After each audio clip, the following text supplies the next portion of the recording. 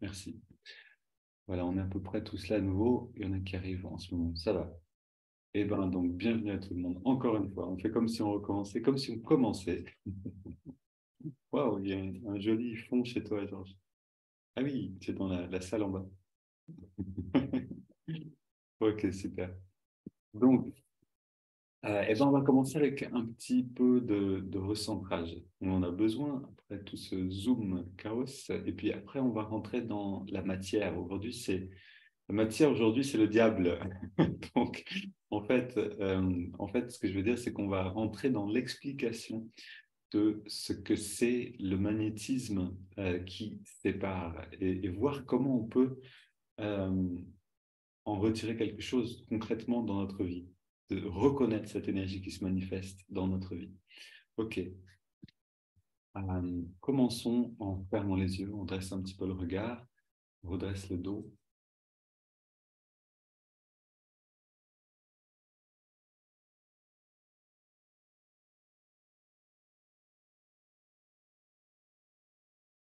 On se détend et on concentre l'attention à la jonction des sourcils.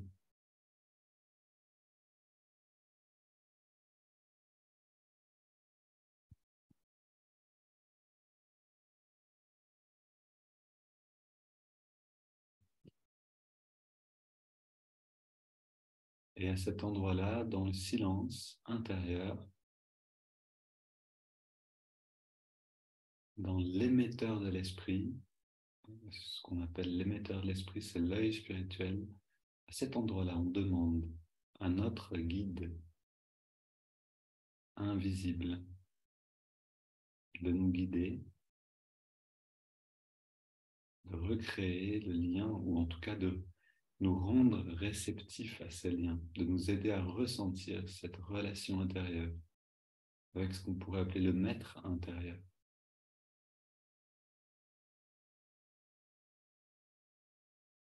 Et donc, on fait cette demande avec les mots qui vous sont propres, avec la prière qui vous plaît, le mantra auquel vous êtes habitué, ou alors avec cette phrase que je vous propose: Ô guide divin, guide-moi maintenant et en chaque instant de ma vie.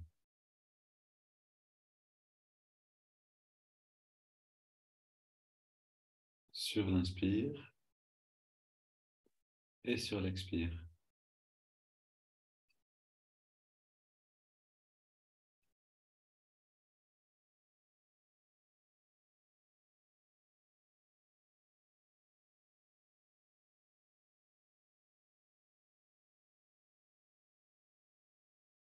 Les respirations sont profondes.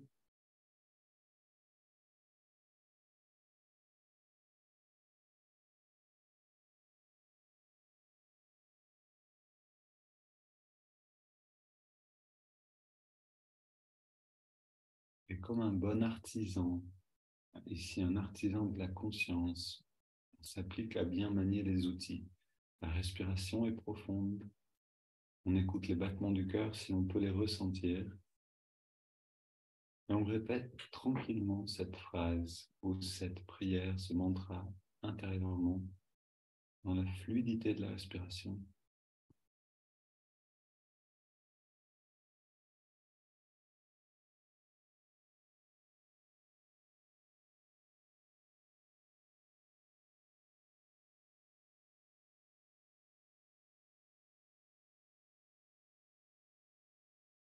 Et dans cette pratique, on entrelace les doigts. À l'expire, on pousse les mains vers l'avant, on arrondit le dos. Donc, on est dans les 7 étirements du dos. Sans le S de liaison. Inspire, je redresse vers le ciel, on étire jusqu'en haut sur l'inspire. Expire, on se penche vers la gauche.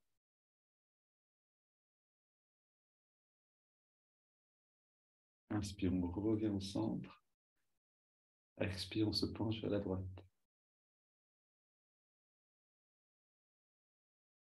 Inspire, on revient au centre.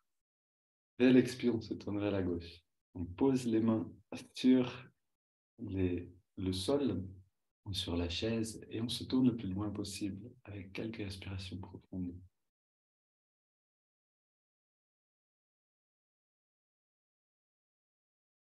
On va chercher la limite progressivement, restant bien prudent, mais on va quand même le plus loin possible.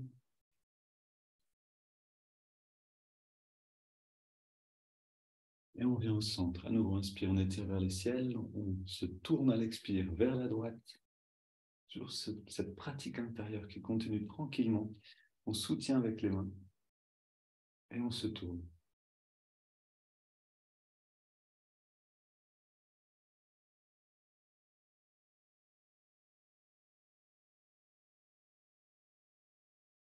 On revient au centre, on pose les mains derrière et on va dans une légère flexion arrière. Avec le dos, on resserre les épaules et les coudes derrière et on prend 20 respirations profondes.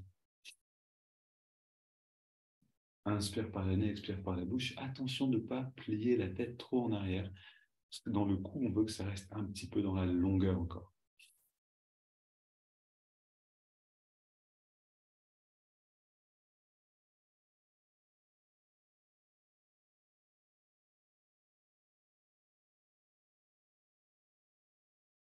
On va veiller toujours à la souplesse, mais comment dire, au bien-être du dos, c'est important. On veut créer de l'espace et non pas replier le dos sur lui-même. Donc, il y a une idée d'étirement par la respiration.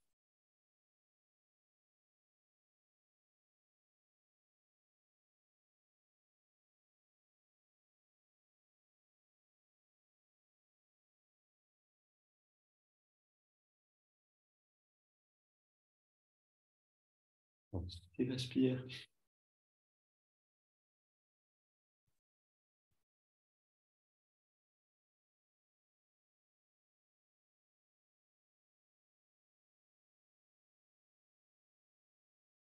Respire. Dernière. On vient au centre, on pose les mains sur les cuisses pour vers les ciels de redresser. Grande inspire. On garde l'air dedans 3 secondes. Et on se détend, on expire dans la détente profonde. On arrête de respirer. Et dans cette pause, après l'expire naturel, on plonge à l'intérieur, dans les sensations qui émergent.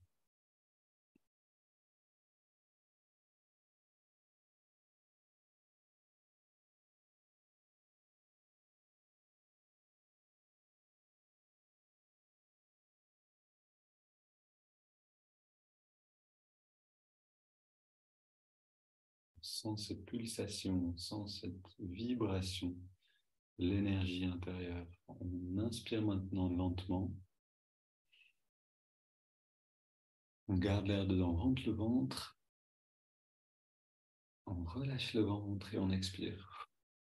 Et on reste un instant à l'écoute de ces sensations-là.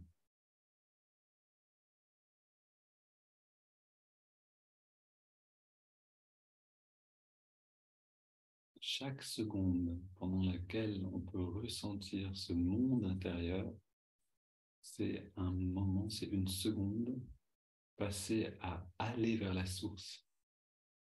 On se détache du plan physique et on rentre en contact avec le plan de l'énergie. Ensuite, on va plus loin et on va vers le plan de la béatitude, de la conscience elle-même. Donc soyons toujours très attentifs, seconde après seconde.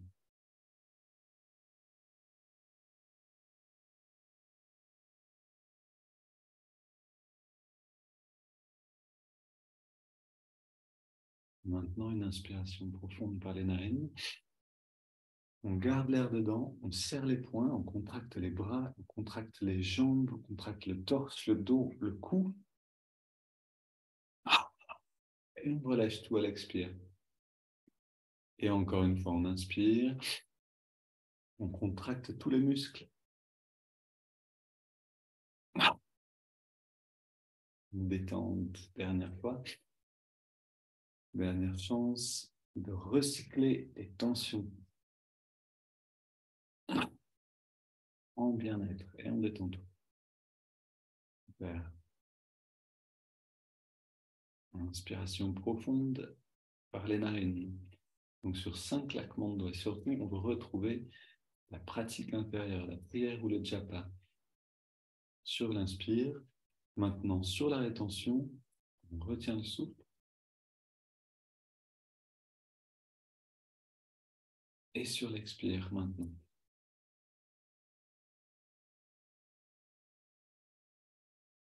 Inspire à nouveau. On garde l'air dedans. Ô guide divin, guide-moi maintenant et en chaque instant de ma vie. Et sur l'expire également.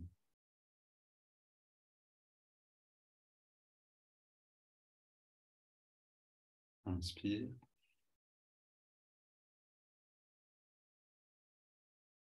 On garde. Expire.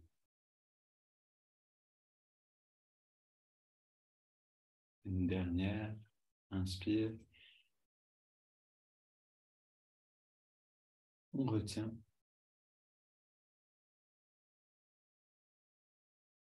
Expire.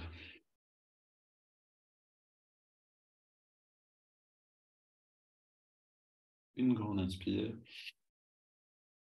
Et on abandonne le contrôle du souffle, comme si on plongeait maintenant dans cette piscine de bien-être, une rivière si vous préférez, et on se laisse porter un instant par cette eau vive, par cette perception-là.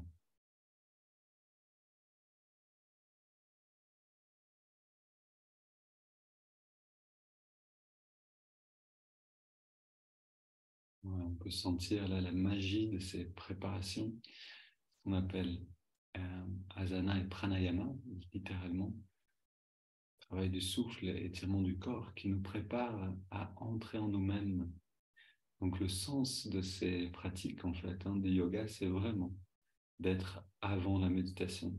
Le yoga, c'est une préparation à cette plongée en nous-mêmes. Ok. Donc, vous pouvez garder les yeux fermés, rester encore un instant dans ce bien-être pendant qu'on fait quelques ajustements, puis on va commencer.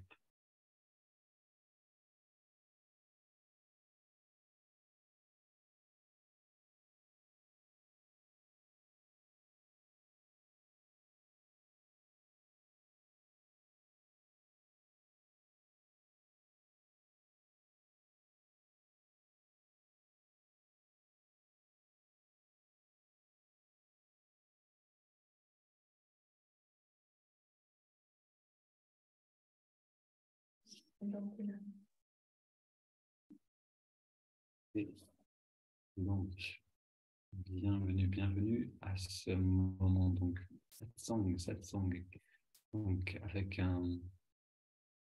Oups, je vais demander de l'aide, elle va pour moi-même, plus le satsang numéro 8, le document sous les yeux.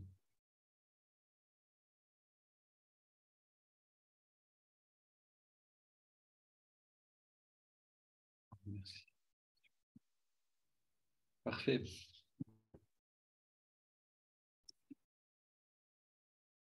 Satan, Maya ou la force qui divise. Donc, c'est le thème de ce 8e satsang. Satan, c'est sans doute un des mots euh, les plus chargés de cette tradition chrétienne. Le péché, Satan, voilà. Et en fait, il y a une réalité derrière euh, cette... ouais, n'hésite pas à partager enfin, faire ce que tu sens. Pardon, je reprends. Donc, oui, il y a vraiment une réalité derrière ce mot, Satan, qu'on trouve dans la tradition yogique ou tradition hindoue simplement, et qui s'appelle Maya, et qui signifie l'illusion, la force de l'illusion.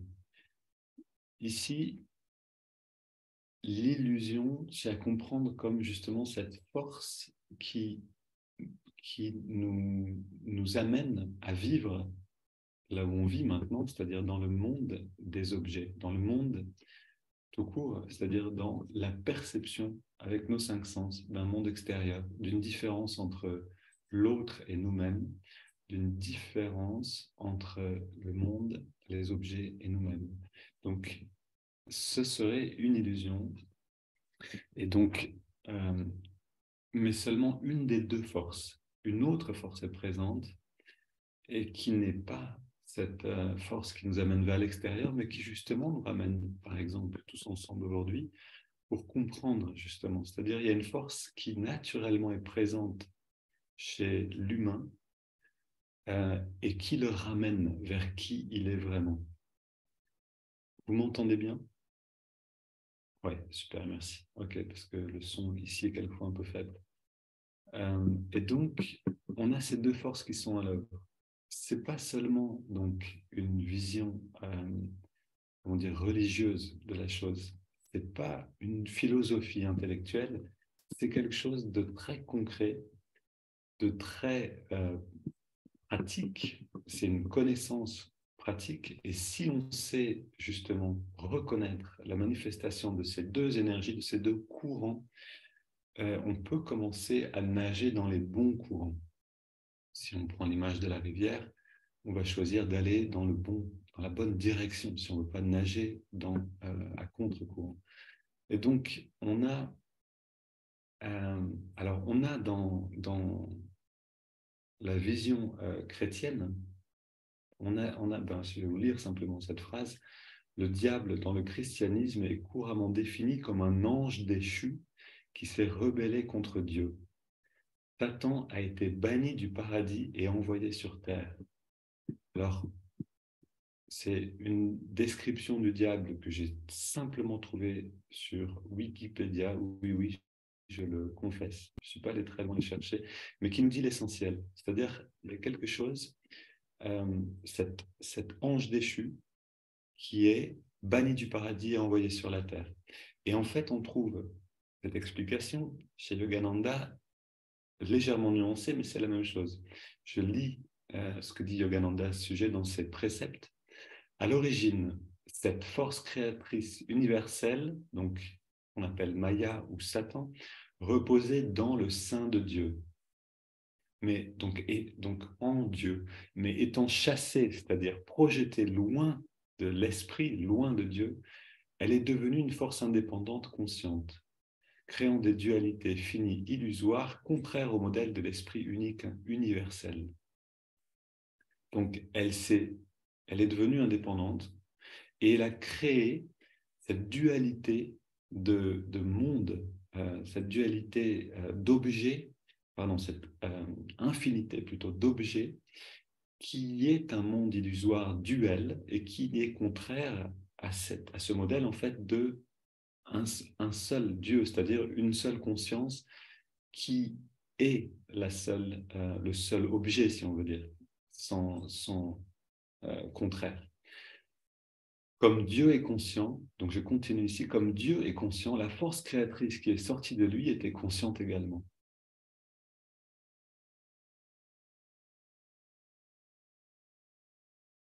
Et donc ça nous dit quelque chose d'essentiel. En fait, ça nous dit que la force qui est sortie, elle est consciente. Qu'il y a deux intelligences, en fait. Ce n'est pas seulement des forces, ce n'est pas seulement des courants qui seraient complètement objectifs, comme dans l'eau, un courant va nous emporter dans un sens, puis un autre dans un autre sens, et c'est tout. Là, le courant est intelligent, c'est-à-dire qu'il a une intelligence qui lui est propre. Et Yogananda l'explique simplement, étant sorti de l'esprit, de cette intelligence originelle, donc cette force qu'on appelle le mal, ou Satan, ou Maya, bien sûr, est porteuse de cette intelligence.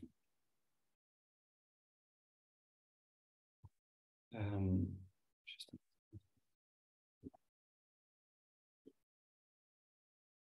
Voilà, un petit peu près. Alors, à quoi ça nous sert? On pourrait se dire, on pourrait juste tomber dans une sorte de paranoïa, de se dire le mal est autour de nous, etc. Non, c'est pas vraiment ça. Il y a un sens plus profond et en réalité vraiment intéressant, fertile dans cette connaissance-là, qui peut nous aider, si on est au courant justement, à utiliser cette connaissance pour percevoir, en fait, cette perception du monde pour être plus, on pourrait dire, plus stable dans, dans notre vie. Pardon, je coupe quelquefois. Il y a un Zoom qui nous joue des tours. Voilà. Je viens juste me cacher ce que je voudrais voir. OK. Voilà, quelque chose n'a pas envie qu'on vous parle de tout ça. C'était comme mardi dernier, vous savez. Mardi dernier, j'allais dire oui, alors il y a une force comme ça qui essaie de nous empêcher d'aller vers Dieu, de nous parler d'elle. Et puis à ce moment-là, il y a Internet qui se coupe et on se retrouve, on se retrouve à courir dans l'appartement et à dire, bon, comment est-ce qu'on va faire pour continuer de leur parler? Finalement, on a dû laisser tomber le sujet. On a pu méditer. Et il y a un peu c'est drôle parce qu'il y a cette synchronicité. C'est-à-dire, vous connaissez, là, je saute un peu des étapes, mais c'est pas grave, c'est pas plus simple. Jung et le scarabée d'or. Jung, ce grand psychothérapeute qui allie l'Orient et l'Occident, donc la vision orientale, à ce qu'avait découvert Freud, est assis donc sur sa chaise avec une personne sur son divan. Elle est en train de lui raconter sa vie et des choses, et elle est en train de lui raconter un rêve. Et dans ce rêve, elle lui dit, j'ai rêvé d'un scarabée d'or. Et à ce moment-là, Jung, vous connaissez l'histoire peut-être, voit sur le rebord de sa fenêtre un scarabée en or qui se pose et lui dit, ben le voilà, votre scarabée, il est sur la fenêtre. Et à partir de là, Jung a compris quelque chose qu'il appelle la synchronicité. Et en fait, ben on en fait l'expérience ensemble, c'est-à-dire en réalité, là, il est en train de... le diable se montre à travers cette difficulté qu'on a constamment à conduire en fait ce webinaire. Je plaisante un peu, mais qu'à moitié, c'est-à-dire qu'il est là merveilleusement à nous tendre des pièges et à voir si on tombe. Et cette manière de nous tendre des pièges, alors, elle est portée par une intelligence.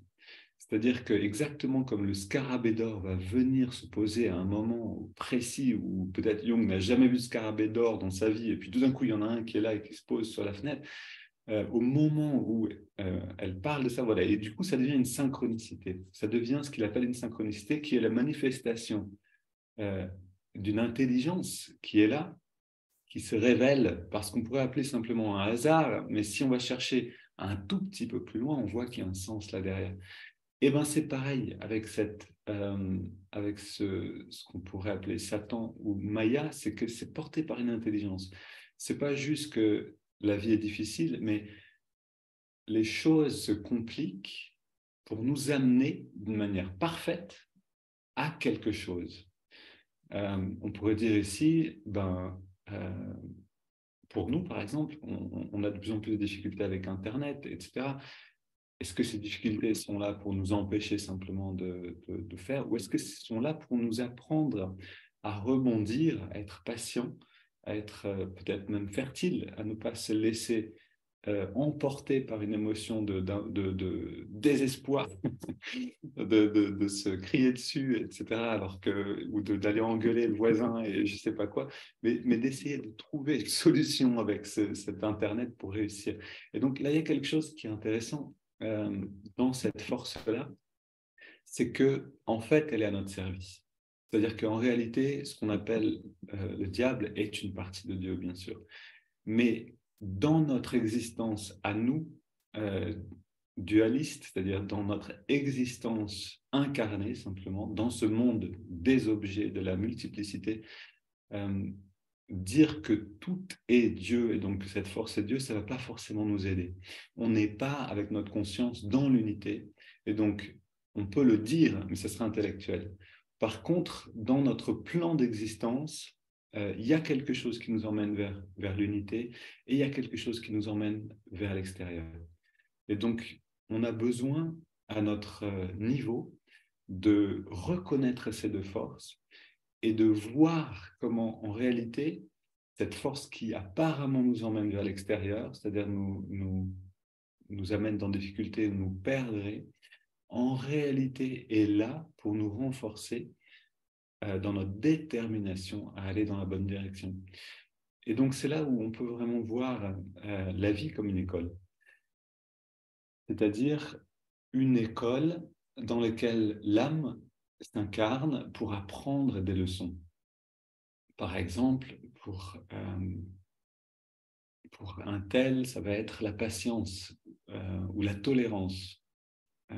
Et, et la vie va lui mettre des difficultés à certains moments dans sa vie pour voir si il est vraiment en train d'apprendre ce qu'il a besoin d'apprendre. C'est-à-dire, est-ce que la personne, le persona, comme l'appelle, je ne sais plus si Yogananda, c'est-à-dire non, c'est le noir, mais le persona, c'est-à-dire notre personnalité incarnée, on pourrait dire la partie la plus extérieure de notre soi, est-ce qu'elle fait ce chemin euh, que, d'évolution que l'âme avait prévu qu'elle fasse?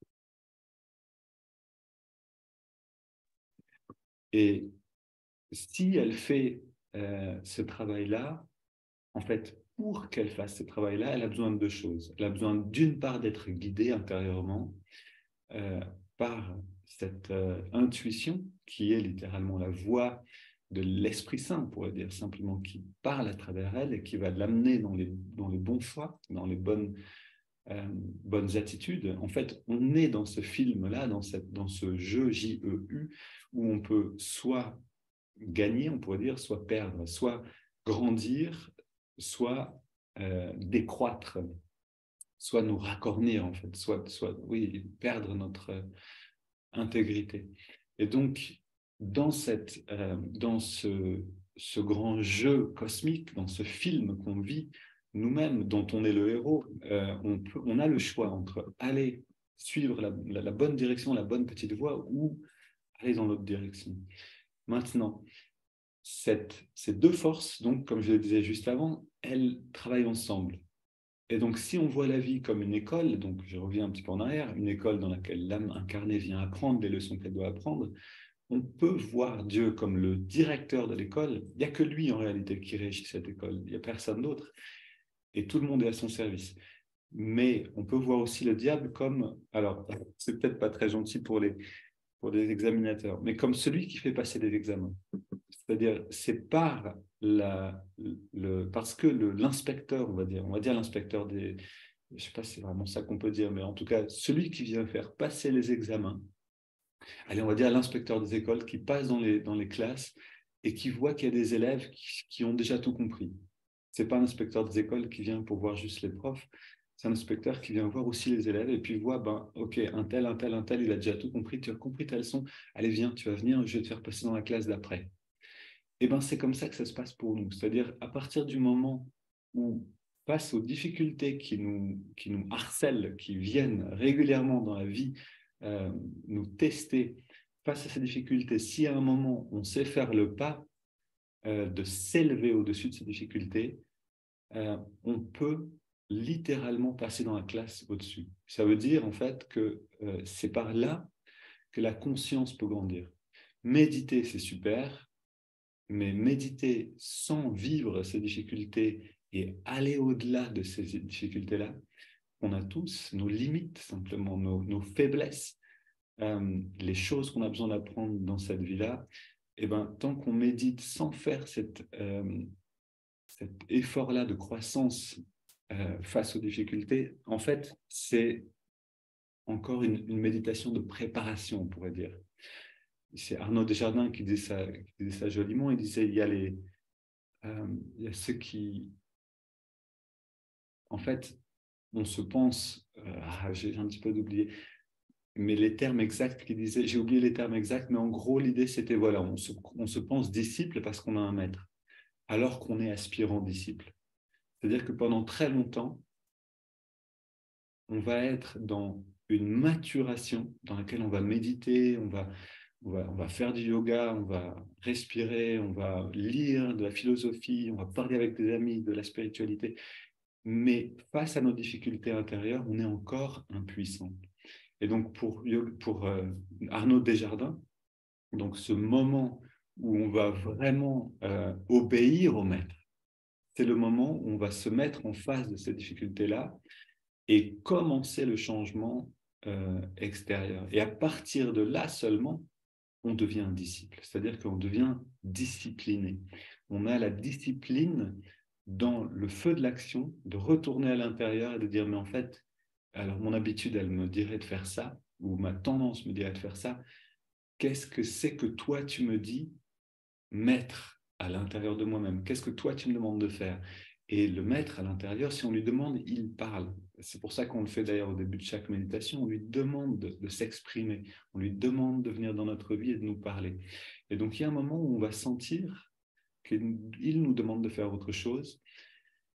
Et si on est d'accord, c'est-à-dire qu'il y a un moment dans l'évolution où on va entendre, même avant ça, on va comprendre. On va comprendre qu'en fait, on a des choix. OK, mais on n'est pas encore capable de les entendre. À un moment, on va entendre ces choix.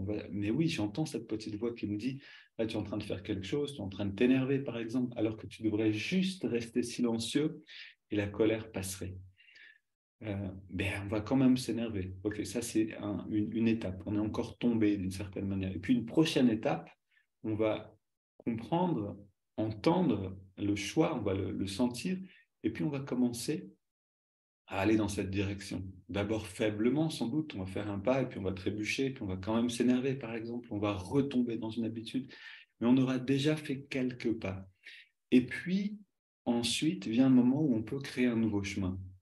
Et là, vraiment, on peut dire qu'on est dans cette discipline spirituelle, c'est-à-dire qu'on n'est pas seulement dans une préparation par la méditation et l'étude des textes, dans une sorte de laboratoire, un petit peu dans une bulle, on pourrait dire, coupé du monde pour se faire du bien, mais ça y est, on est sorti du cocon, on est sorti du ventre d'une certaine manière, et on est dans la réalité extérieure des actions-réactions pour justement se transformer. C'est ce dont parlait Amma en disant, souvent elle riait en nous regardant dans son ashram, et elle disait, ici c'est un hôpital psychiatrique. Alors nous, ça nous faisait rire aussi, parce que c'était nous les fous, bien sûr. Mais c'est vrai, c'est-à-dire qu'elle disait, c'est aussi un camp d'entraînement. Ici, on apprend à marcher. Quand on sait marcher, on va dans le monde.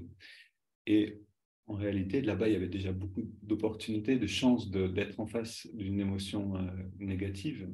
C'était aussi comme ça qu'on avance vraiment dans un ashram, dans un monastère, et qu'on a senti ça près d'Ama toujours. C'est que les émotions refont surface avec des forces quelquefois surprenantes, mais qu'elles nous donnent, elles, cette force pour aller au-delà. Et puis ensuite, un maître comme Ama ou un autre va nous dire, ben, maintenant que tu sais faire ça, que je t'ai aidé à le faire dans le sein de l'ashram, dans le cocon de l'ashram, apprends à le faire toi-même, apprends à le faire dehors. Et donc c'est là où je l'ai entendu dire vraiment. D'ailleurs, c'est en réponse à ma question, je demandais pourquoi est-ce qu'on... Enfin, j'avais posé une question, mais je ne vais pas aller dans le détail maintenant, c'était vraiment intéressant ce qu'elle disait, mais une chose qu'elle a répondu, c'était je vous demande ou je propose aux gens qui viennent dans cet ashram de rester à peu près 2 ans autour de moi pour que le maître intérieur se réveille. Quand c'est fait, il faut que vous retourniez dans le monde. En fait, elle envoie les gens là où ils ont besoin d'être pour que ces personnes puissent à la fois grandir spirituellement, faisant face aux difficultés dans le monde, non pas dans le cocon, et en même temps aider. C'est-à-dire en même temps être porteur, et parce qu'on porte, parce qu'on aide, on peut grandir soi-même. Donc il y a quelque chose ici, ce double rôle. Pour en revenir maintenant à l'intérêt de reconnaître justement et de discerner ces deux forces, eh ben, en fait, l'intérêt, il est vraiment là. C'est-à-dire que si on est conscient qu'il y a un directeur d'école et puis il y a l'inspecteur qui va venir voir ou l'examinateur qui va venir voir où on en est, on va être beaucoup plus attentif et on va être beaucoup plus préparé quand viendra le moment du test pour lâcher prise, parce que c'est un lâcher prise, et donner toute l'énergie qu'on a pour faire face à ces tests-là. En fait, on ne pourra pas faire face aux tests tant qu'on est divisé nous-mêmes. Je donne un exemple concret. Voilà, il n'y a pas très longtemps, on a découvert les jeunes, particulièrement les jeunes avec un accent circonflexe, les jeunes secs. Donc, je parlais de ça à un ami et puis il pensait que je parlais des jeunes. Non, non, on ne parle pas des jeunes maigres, on parle des jeunes secs. Donc, vraiment de plus manger et de plus boire. Euh, et, et là, donc dans cette situation, je n'avais pas mangé donc, de toute la matinée, j'avais très faim. Et parce que je n'étais pas encore habitué à jeûner le matin, maintenant c'est devenu un peu plus une habitude, mais et donc j'avais fait mon repas, tout était prêt, je me réjouissais de manger, j'avais l'assiette chaude sur la table, je descends un instant pour respirer, et à ce moment-là, notre chère voisine que j'aime tant arrive droit sur moi et me dit « Benjamin, j'ai un service à te demander ». Et donc ici vient ce magnifique test, c'est-à-dire est-ce que dans l'instant, je peux me rappeler que en lâchant prise avec mon désir de manger, j'ai un trésor qui m'attend ici en disant oui, qu'est-ce que je peux faire pour toi?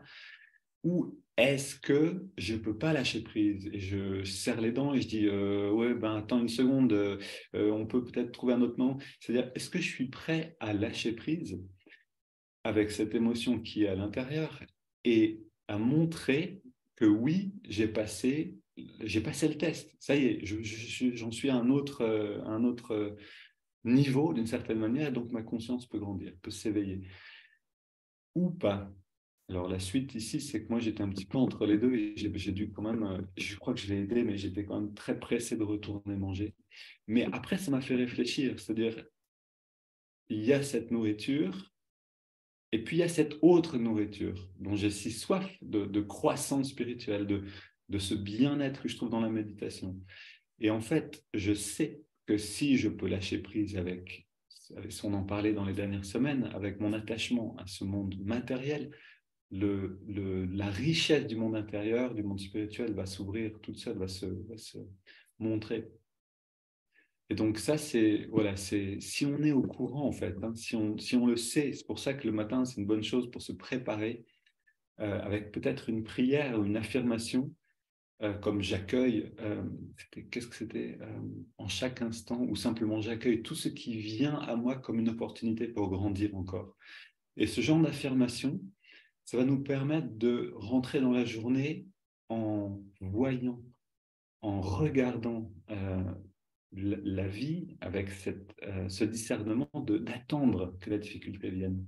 On n'est pas seulement à se dire « Allez, qu'est-ce que je vais faire maintenant ?» Ben, j'ai envie d'aller courir, ok, je vais courir. « Allez, qu'est-ce que j'ai envie de faire maintenant ?» Ben, je vais aller manger, ok, allez, qu'est-ce que je... etc. On n'est pas seulement porté par cette voix habituelle qui dit de quoi j'ai envie, mais on est porté, ou qu'est-ce que je devrais faire peut-être même, hein, on peut se dire, voilà, avec un côté plus moral, plus altruiste, qu'est-ce que je devrais faire? C'est déjà merveilleux, mais on peut aussi aller jusqu'à qu'est-ce que la vie me demande? Quel est le test?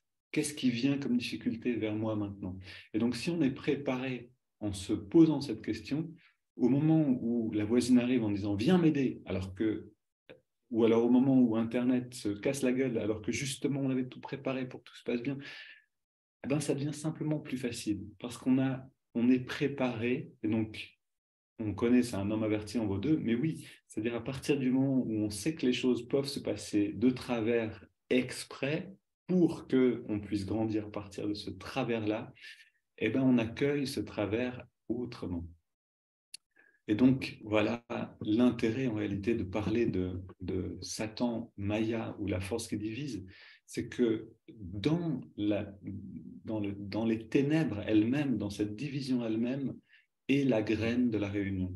Alors, il y avait c'est le Père Pierre qui, d'ailleurs, merci pour le Père Pierre, je ne rentre pas dans la parenthèse, le Père Pierre qui disait alors je ne sais pas quel mot, malheureusement, je ne l'ai pas trouvé, j'ai cherché, je n'ai pas trouvé. Si quelqu'un connaît l'hébreu bien et pourrait m'aider, super, je serais curieux.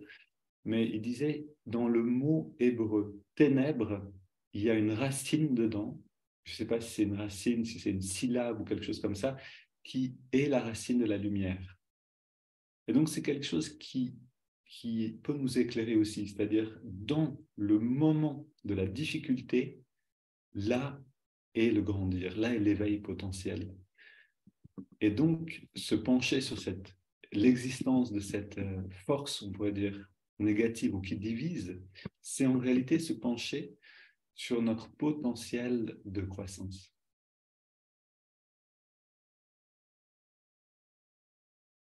Alors, on avait prévu pas mal de choses, on a été un petit peu retardé. Oui, on va pas, ce qu'on va faire, c'est on va laisser les échanges, on pense faire des échanges en petits groupes. On le fera la semaine prochaine, je pense. On va changer un petit peu de plan pour aujourd'hui. Ce qu'on va faire, c'est plutôt rentrer dans mettre ça en pratique. Je voudrais juste avant ça vous lire un dernier passage qu'on trouve dans le livre de Job. Parce que ça, en fait, c'est connu, c'est-à-dire c'est quelque chose qui est dans la Bible, qui est dans les enseignements, quelle que soit la tradition. Le livre de Job évoque le diable dans ses 2 premiers chapitres. Donc ça, c'est juste un récit. Hein. Je lis un récit, mais ce n'est pas tiré directement de la Bible, ce n'est pas une citation. Job, est un homme juste et bon, dont le désir est de se dévouer à Dieu et d'établir avec lui une relation solide. Donc là, on peut se reconnaître en lui. Satan présente alors un obstacle à ce désir, dans le but de mettre à mal sa foi. Il prétend devant Dieu que Job, lui, est fidèle seulement parce qu'il est riche et béni, et qu'à la seconde où il perdra ses biens, sa foi s'envolera. Dieu autorise alors le diable à tester Job en lui permettant de tout ôter, excepté sa vie. Satan prend à Job ce qu'il a de plus cher, ses 10 enfants et son bétail. La foi de Job reste inébranlable. Satan refuse de s'arrêter là et soumet Job à une maladie qui s'attaque à son corps entier. Sa femme le conseille alors de maudire Dieu, mais Job ne cède pas. Sa foi est alors récompensée. Il guérit, obtient 10 nouveaux enfants et 2 fois plus de bétail que précédemment. Alors je trouve que la conclusion est drôle. 10 enfants qui réapparaissent et tout va bien à nouveau. Mais il y a quelque chose de ça aussi pour nous, très réellement. On fait quelquefois l'expérience d'une maladie. Je vous parlais une fois de Lyme que j'avais eu, par exemple, et puis en fait, la richesse qu'il y avait à l'intérieur de cette expérience-là. Quelquefois, c'est une maladie qui va nous amener à la mort. Une amie nous parlait de ses parents, une amie d'Ananda qu'on aime beaucoup, Asha, vous la connaissez, et elle racontait comment sa mère, qui était vraiment à la fin de sa vie, avait, je crois, Alzheimer ou une maladie comme ça compliquée, dégénérative un peu, ou en tout cas elle perdait ses moyens, et sa mère reconnaissait malgré tout que cette maladie était un énorme bénéfice spirituel pour elle-même, que c'était peut-être une des choses les plus importantes qui lui arrivait dans sa vie. Et donc, si on ouvre la vision et qu'on ne voit pas la mort comme la fin, on peut voir que les maladies qui nous emmènent à la mort sont quelquefois des chances inespérées pour faire basculer la conscience, c'est-à-dire pour arriver à ce détachement que, ok, mon corps va périr, je vais devoir l'abandonner. Et bien maintenant, je vais pouvoir apprendre cette leçon que je ne suis pas le corps. Et pas seulement intellectuellement, mais dans les sentiments, c'est-à-dire dans l'existence elle-même, ce qui est vraiment autre chose. Ok, on va s'arrêter là. C'était juste quelques mots donc, sur ce thème. C'est vrai que je me rends compte qu'on prévoit beaucoup. Alors, ce qu'on va faire, c'est peut-être une partie de ce qu'on a prévu, le garder pour la prochaine fois, parce que je pense qu'il y aurait des choses à faire dans des échanges. C'est-à-dire, il y a aussi cet aspect-là que cette force-là nous tient. On dit souvent le diable nous tient par des chaînes. Et oui, on a nos faiblesses, mais le fait de les connaître nous permet de nous préparer. Et c'est là où parler ensemble, en petit groupe, peut amener beaucoup de conscience et de lumière sur ces chaînes, sur ces liens. OK. Et maintenant, je vous propose de retourner dans un petit moment de centrage, à nouveau avec les étirements. Ça fait un moment qu'on est immobile, le corps a besoin de tranquillité, donc on lui donne des étirements. On entrelace les doigts à l'inspire, et à l'expire, on pousse les mains vers l'avant. Inspire, on étire vers le ciel. Expire, on se penche vers la gauche. Voilà, et on retrouve cette bonne pratique à l'intérieur. On revient au centre. Expire à droite. Inspire au centre. Expire, on se tourne vers la gauche. Allons loin dans la rotation. C'est celle qui va nous permettre de libérer des tensions le long de la colonne. Respiration profonde.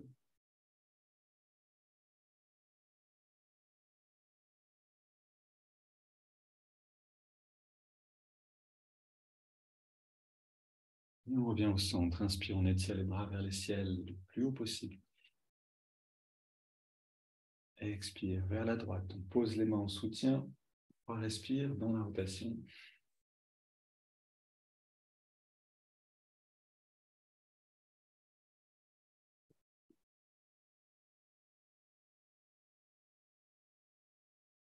On revient au centre. On pose les mains derrière et on va reprendre ces 20 respires qui nous permettent de replonger rapidement, profondément. Donc, légère flexion du dos vers l'arrière. Le cou, on reste doux dans l'angle du cou. C'est parti.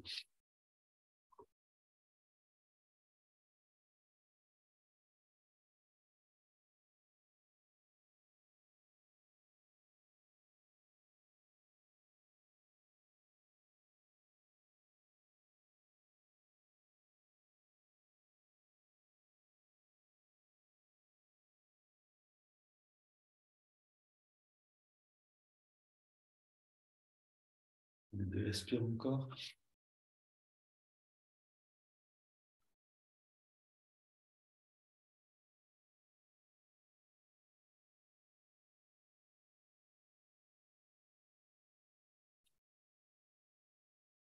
Et 5.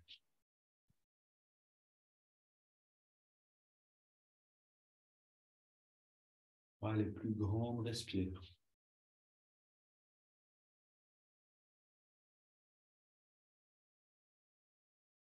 Dernière. On expire, on revient au centre, on pose les mains sur les cuisses pour vers les ciels. Dos redressé, grand inspire. On garde l'air dedans quelques secondes. On se détend complètement et on laisse l'air sortir sans faire d'effort, sans même chasser l'air. Et on reste immobile. On arrête de respirer. Et on se sert de ce courant intérieur qu'on a créé. On suit ce courant aussi loin que possible.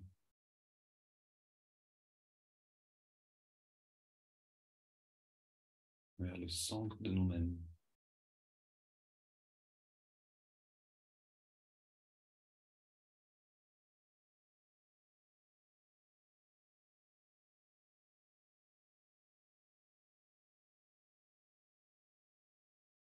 Et on inspire lentement.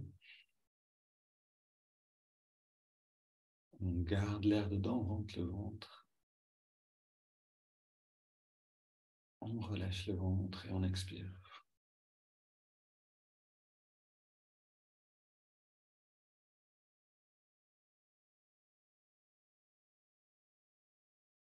Et on reste simplement dans cette écoute des sensations intérieures.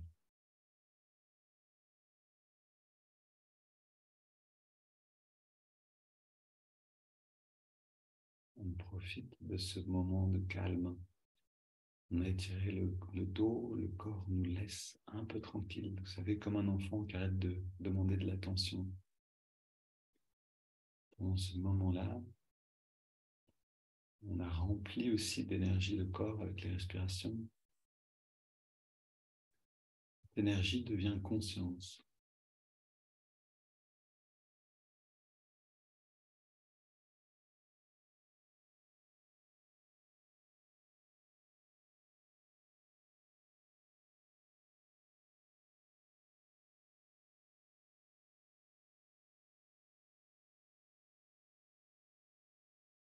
Ce que je vous propose maintenant, c'est de vous servir de cet état-là. On a le dos bien dressé, le regard redressé, l'attention à la jonction des sourcils et on demande. On va se servir de l'intuition. On demande à notre intuition, à notre guide de nous dire quelque chose. On lui demande de nous dire quelle est la leçon que je vais apprendre, c'est-à-dire que je suis en train d'apprendre, quel est le test qui va venir à moi. Et non pas en essayant de deviner dans le vide, mais en regardant aussi notre vie. Aujourd'hui, hier, avant-hier, la vie nous guide toujours progressivement à apprendre un test, à prendre nos leçons. Qu'est-ce qui est en ce moment? Quel est le thème qui nous travaille?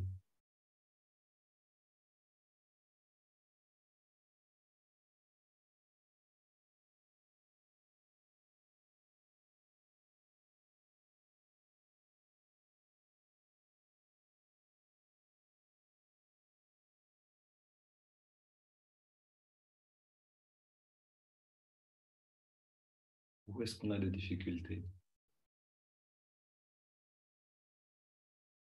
Et comment est-ce qu'on peut préparer? Comment est-ce qu'on peut se renforcer? On demande tout ça, que notre guide nous serve vraiment à quelque chose.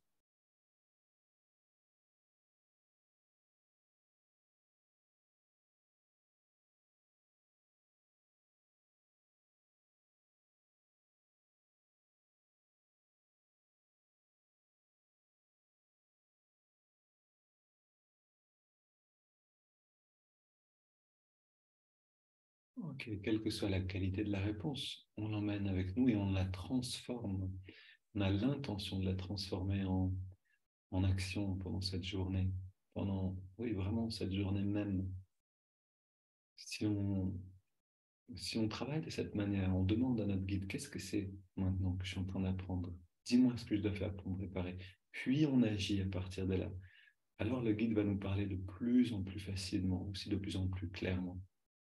La relation devient vivante. Ok.